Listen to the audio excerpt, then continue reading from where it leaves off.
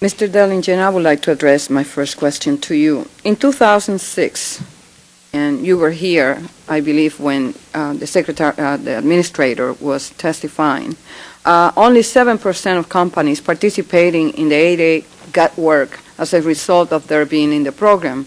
93% of companies got nothing. In 1999, one-third of the companies got work. In your view, did the SBA delegation of its authority to enter into contracts to other agencies contribute to this problem? Oh, absolutely, no question about it. Yes, that's the oversight that SBA needs. If we required the SBA to get back into the contracting process, do you think this problem will start to be corrected? Yes, but we have to address the understaffing issue. That's critical. Yes, that is one of the issues that we have been dealing with in terms of the budget submission and the administrator coming before this committee and saying that the budget is sufficient.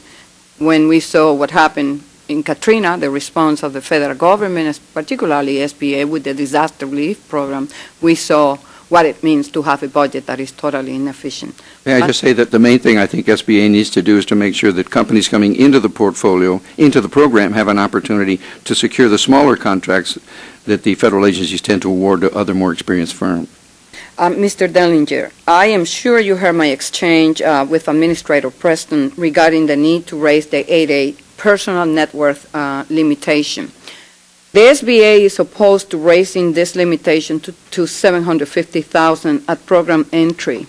What kind of effect does the 8A program's personal net worth limitation have on the growth of its small minority-owned company? Our opinion has always been that the $250,000 net worth level encouraged only the weaker companies to come into the portfolio. And so we have long advocated, as you know, an increase in the personal net worth for entry into the 8A program. Let me say that we also, keep in mind that the purpose of the net worth ceiling is to establish an eligibility, an economic eligibility as disadvantaged eligibility for the program.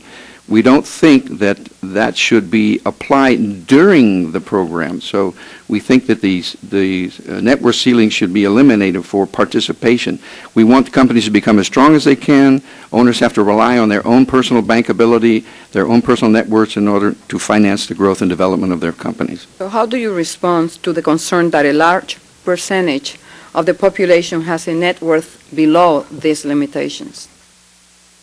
That's a good question. I think if we look at it in the context of a business development program, it makes all the sense in the world. We've got to understand that people have to have good, strong net worths in order to succeed and in order to be bankable.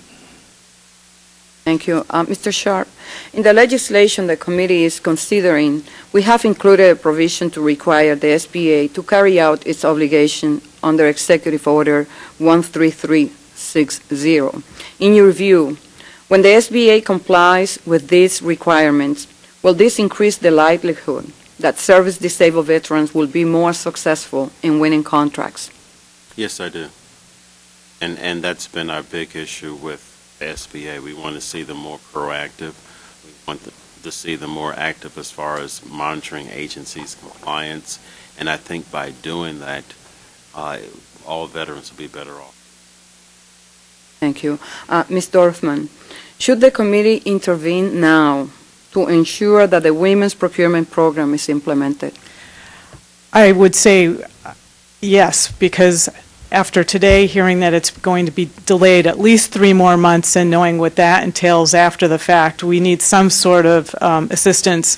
The administrator mentioned that, gee, women-owned firms got $1 million this past year in contracts, and isn't that wonderful? But the reality is, if you multiply out what we've lost over the last 7 years, that's $42 billion, and subtract $1 billion, then you've got $41 billion that we have lost, and that number will continue to grow. Is it the concern of the U.S. Women's Chamber of Commerce that there is a possibility that the SBA will not implement the Women's Procurement Program at all, or if it does, that it will not be done properly? Absolutely. We've seen stonewalling from the beginning. It's been 7 years. We've watched the deadlines self-imposed come and go, and I don't suspect that the behavior will change. We absolutely need some sort of assistance to get this done. What will be the effect of if the administration fails in implementing the women's procurement program? What effect will that have? Women-owned firms will continue to lose the $1 billion of revenues annually. That impacts not just their business, but their families, their communities, because they hire even men who have families. So this is not a women's issue. This is a community issue, and it's the country's issue because, again, the whole growth of the economy is dependent on small business growth. Women-owned firms represent 1/3 of all small businesses in the United States. It just makes sense to assist them in accessing federal contracts. And this is not a handout. It is absolutely not a handout. Mr. McCrocken, does it seem reasonable to you for the committee to want to ensure that companies who participate in SBA's procurement programs conduct themselves with integrity and are of good character? It certainly seems reasonable, yes. The question, of course, are the definitions of integrity and good character and who makes that determination. But assuming that can be done in a reasonable way, it's not a unreasonable expectation, I don't think. In your estimation, how important is it that the committee act decisively when we learn that small business contracting programs are being misused and benefits are actually going to ineligible companies? I think it's pretty crucial because it does contribute, I think, to the overall culture that can pervade the procurement system, and you do wind up with a lot of gamesmanship because there begins to be a feeling, I think, among too many people that this is how the game is played and that you figure out how to use the system rather than how to provide the best service and the best quality contracting at the right time. And that would be a very unfortunate consequence, and I think not in the long-term interest of the small business community or the federal government. So we think it's pretty important that when you design programs that they be designed clearly so that they're not easy to abuse and that they're clearly targeted. And if you have to fix some of that going back, it needs to be fixed. But I'm also very sympathetic to the argument that we can't keep constantly changing these programs either, because that creates a great deal of confusion and complexity. I'm sorry that you cannot keep changing the programs year after year either, because that creates a great deal of complexity and confusion that I think leads to the same kinds of abuses you're trying to address. Yeah. The fact of the matter is that some of these programs have not been modernized for the last decade. Right.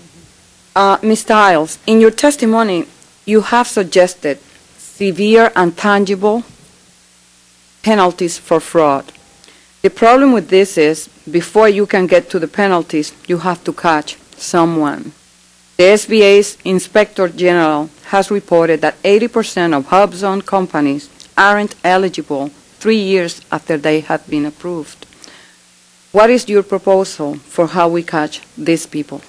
Well, I think there are two issues. One, there's 7 people at the SBA that work on the HUB-zone program. I'm not sure how much you can do with thousands of companies and 7 people. You need to allocate resources to it, or you're not going to find them. And second, when you find them, send them to jail. Refer them over to the Department of Justice and make examples of these people. If there aren't examples, you're going to have people out there that see that there's 7 people in the program and then they can continue to commit fraud. Well, again, we go back to the budget issue. And the problem that we have is that every time the administrator comes before this committee to testify on the budget submission, and we, on this side, point to the fact that it is insufficient, and that for the last 5-6 years it has been cut by 42%. They always say that they can do more with less. Well, and I will add, if you take people out of the 8A program and put them in the HUB zone, then you'll start having problems in that program. I mean, it's not a matter of being able to adjust their resources. It's a matter of the Office of Management and Budget realizing that they need to commit the money, I think. And for the record, Ms. Stiles, I know that you're here testifying on your own, but do you represent the HUB-zone Council? Not currently. They were a client at my old firm, but they are not a client at my current firm.